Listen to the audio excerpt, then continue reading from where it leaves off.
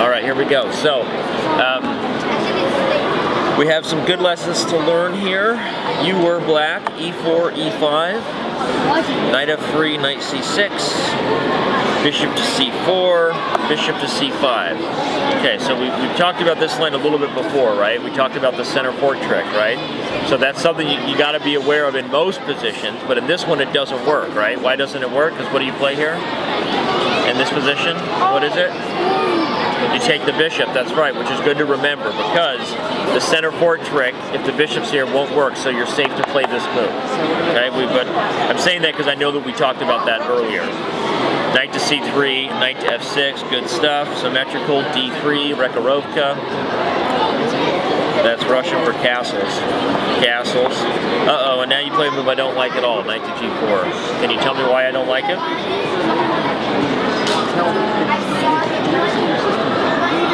I'll give you a clue.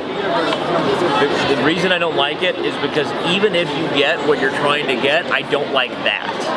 Here's the thing. Let's say they just let you do this. Let's say they just let you take this pawn. In this position, you're giving up two pieces. That's not what I was trying to So do. what were you going to do then if they attack your knight and put up the no parking sign? I don't like it when they pin me. Okay. So you were just trying to prevent that. Okay. But if they had played here, what would you have done? I'll let you do the math on where you have to go. That's right. I'll give you two guesses and you're only going to need one. That's your only move. So I mean, this is only going to make it worse, right? It's just as bad. So the issue is that this is not the most effective way to deal with that threat. There are a couple other things you can do. One, you can play this move yourself. I like that you're so attentive to what your opponent is trying to do. I've gone over at least one game of yours here, maybe two, and I've noticed that you're very good at recognizing what your opponent's trying to do, okay? But just because your opponent's threatening something isn't the end of the world. It's okay to be a little more aggressive, all right? I think you're too cautious. You're a little too insecure about what your opponent's doing, all right? There's a simple way to stop this threat. Block it, okay? It's actually funny because it's also a reason why this bishop isn't always the best developed piece there. Sometimes the bishop is developed here, even in Grandmaster games. It's because even though it looks passive on that square, the bishop actually serves a purpose that's better for the greater good, which is that it keeps this knight unpinned. So sometimes you think about your picture, your position on a bigger picture level, not just where every piece is most active. That's just a little piece of advice. So I don't like this move, but your opponent is kind of thinking the same way. Bishop g5, bishop e7, and that helps you. You've actually gained a tempo move there. After bishop to c1, now it says you play d5. So you got aggressive, but did you count the attackers and defenders? You have to count the numbers of attackers and defenders in chess. Your opponent has 1, 2, 3, and you only have 1. So you're just losing this pawn, right? Just losing that pawn, and that's, so let's see, what else would we have done here? Probably just bring the knight back. I mean, play d6, develop. One plan you can go for here is to play d6, move your king over, and try to play for f5. See, this isn't bad because you're going in this direction. You're going in the direction of your pawns, which means you'll have 1 open line, 2 open lines, 3 open lines, all right? It's only really working because they're not putting up the no parking sign yet on this knight, but as long as they don't, you might want to take advantage of it and try to gain some space. You know what space is? The squares available to your army behind your pawn. So the reason why we conduct plans like this is just to create avenues, create space for our pieces, okay? So that probably would have been what I would have done, honestly. Because if I played d6, even if they did this, I would probably happily go back and then make another move and still go for this kind of plan. All right, so this is a little bit either, I don't know if you played too fast or if you just kind of lost your focus for a minute, but you're just losing that pawn for free. Bishop c5, knight e3, queen f6, okay? Don't mind that at all. Knight f5, and now you win your pawn back. I guess if he traded here, you also would have been happy, huh? Because you got a pin. So good stuff. You're bringing your pieces out in a coordinated way, and I dig that. Bishop takes, pawn takes, queen takes. Awesome. Knight h4 to attack your queen. And you said no bueno, right? I like it. Knight goes back, and oh, there's got to be something magical now. Something magical. You played something magical with knight to d4. But I think I see something even more magical. I see a tactic. You know, let's take a trip to the magical kingdom, not Disneyland, somewhere else, right here. Knight to d4 is a good move, and it starts the tactic. It's the idea behind the tactic. You're trying to get this knight to move, right? Because if he moves, what do you do? Checkalicious over here. Checkmate. That's got to be the whole key. You want to remove this defender because of the power of this threat. But there's actually something, I think it works. I know it works at least to get a good trade for you. If you do this way, okay, that gives up a pawn at first. But if they move the knight, you checkmate. So they have to take the pawn, right? And now we do the same thing, but we bring the knight here. It's just like knight d4 in that if he moves, we checkmate. But it's better than knight d4 because if they try to guard it, you're also attacking the bishop. So it's actually a clearance tactic. It's a clearance sacrifice to move this pawn, open up this square, and then put this knight on e5. A double attack. In fact, if they back up the bishop, you still take with check and then mate. I think there's one way for them to save it. This surprising h3 move might work. But you have several good things here. I mean, one is this move. You know, now because if they take it, you're going to win your piece back, and you're going to win this guy next. So there's a lot of action going on here. Like I said, magical kingdom. This is what we want. That would have been a really sweet move to play, e4. You know how you start recognizing tactics like that? Is like, why did I see it like so quickly, right? I mean, I've played a lot of chess, right? But you start to recognize it when you have the right order of thinking in your head, when you know that there's a chance for checkmate at any position. I mean, it doesn't exist yet, but if there's even a chance, it gives you this sort of like alarm clock over time where you allow yourself to start being a little more creative and looking for those chances, all right? So when you have checkmate, checks, when you have captures of pieces, then you start recognizing undefended pieces. Those are like all the ingredients for, you know, a ticking time bomb in chess. You know, like the potential of undefended pieces, an overloaded piece that is guarding such a powerful threat.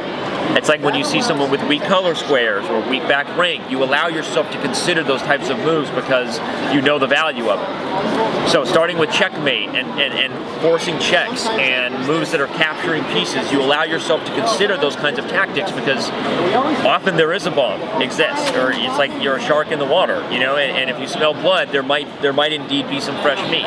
But you have to consider more than one way to do it. So knight to d4, h3, knight f5, but now, you know, you see some ideas, but I think you're a little too locked in with this bishop here. You're not. I mean, you already missed this chance, but now when you play knight f5, you're just. Why were they afraid to just take this guy? Because you were going to take it, and they were worried about some kind of pin. What's the idea? Because they played knight h2, which by the way is not a bad move because the knight is pinned, and they kind of get away with it. I guess maybe they're still going to win material, maybe not. But in the game they ended up doing. You could have maybe moved the knight back. Excuse me, and after takes, there might be some crazy trick to save some material because the pawn is pinned. So takes there, you only end up losing 2 pieces for a rook, which is better than a whole piece. But that might have been your best now. Unfortunately. Well, now you go back, but the piece drops, and with it your attack drops. So I bet most of the stuff you wanted to learn from this game we've already gone over, right? Because you were probably asking me to go over this game because you thought you had a better chance to win over here than you did. And guess what? Your instincts were correct, but maybe not at the moment you thought. This was your moment, right here. This was your one moment, Eminem style, 8 Mile. You ever seen that movie? Good for you. Don't ever see it. Horrible. Bad movie. But there is a song, One Moment. You got to own it. This was your chance. E4. It's actually a really cool move because it opens up this square in a way that it allows this tactic, and it removes the defender of the bishop. So all those ingredients are coming together. Again, it's like the ingredients for a disaster, you know? And I see those things quickly because it's just experience where you start to see there's checkmates and you recognize that. So if there's any kind of practical advice I could give you that applies to some other future games, it would be that you don't know all the mating patterns yet that I would know. You don't have enough experience to be able to look at a position and know quickly this kind of tactic is common, this kind of tactic is common. As you do more to improve your knowledge base, then you start to be able to do that. But already the practical thing you can do right away is just remember this advice I'm saying about the hierarchy of if there's checkmate possible, if there's a weak back rank, if there's weaknesses like of that nature, you have to allow yourself to consider as many candidate moves as possible, or you're doing the position a disservice. Okay, you're not considering, and you're going to miss those opportunities. And so again, this is tricky, and even like this move doesn't work. It guards the checkmate, but the bishop is hanging. So I think you would have been winning. I mean, I'm going to make sure I'm right, but it looks like, so maybe the best is actually this right away. But again, like here you can take, because two pieces are hanging. So this tactic before that we've seen a whole bunch of times would never be good if we're just giving up two pieces for a rook. But once we have this piece that's hanging, it's like it becomes a desperado tactic. You know what a desperado is? Tactic? You ever seen like old Western movies? Where like the guy goes into the bar like guns a-blazing and he knows he's gonna die, but he's a desperado cowboy. Another thing that I'm glad you haven't seen. No Westerns for these kids. No, but a desperado is like bonsai. You ever heard like a bonsai, like, you know, like a kamikaze? Someone's going crazy, like a bonsai Japanese warrior. You're too innocent to get my pop culture references. But the point is, a desperado tactic is when there's multiple pieces hanging, you, instead of doing a logical thing, you go crazy. You go take something, because it wouldn't work unless the fact that there's so much going on, you get to play this crazy desperado move and it works. Because they can't take everybody at once, they can't take the pawn, right? They can't take the rook and the pawn at once. So it's a desperado move, it just creates mass chaos. So that move works. And if they, yeah, so after e4, what else can they do? I don't know. I think they have to take it. And again, you have this, and again, h3, but you're playing a desperado move, and you're going to end up winning some material. Pretty tough. What about if they don't take it and then move up? But if they play up, you take, and you have a tempo here, because you're the one threatening mate. So they can take back. Actually, no, they're getting mated, so that it doesn't even help their problem, right? I mean, now you're just doing, or even just taking here, right? Because if takes, this is pretty sweet. So you'd still be mating. So, okay, I mean, all those tactics are not going to be able to be calculated right away without experience, or at least not as fast as I'm moving. But the point is you get a feel for the fact that those kind of moves you won't miss anymore when you see the level of what's at stake. You're allowed, you go and you make sure you consider all your resources, okay, and then you won't miss those moves because you want to do it the most forcing way. Recognizing it at the first step, but the passive way may not be good enough. It'd be like, all right, before I play knight d4, is there any more forcing way to remove this knight? And then you might consider this, right? So, what are you saying? What if the pawn takes? Yeah, but then you have this. Oh, okay. And it's a double attack, right? And you're removing the knight and you've got this, so that's the whole idea. Alright, well, after you lost that piece, it did get worse and it went downhill, but your critical things to learn were in the beginning. I really didn't like knight g4 to begin with. Please don't do that again anyway, even though it ended up leading to this awesome lesson here. Because this is not the right way to deal with this pin. I mean, just stop the pin. h6, or even remember the ideas I'm talking about. You retreat the knight and you play for like a pawn storm. But this is not the right way to do it, and if they had put up the no parking sign earlier, you would have been in trouble because you would have had no choice. The fact that they didn't do that ended up allowing this sort of tension to build that ultimately created this mating attack that if you had found, you would have been. All right, awesome stuff. Good lesson. Thank you for going over your game.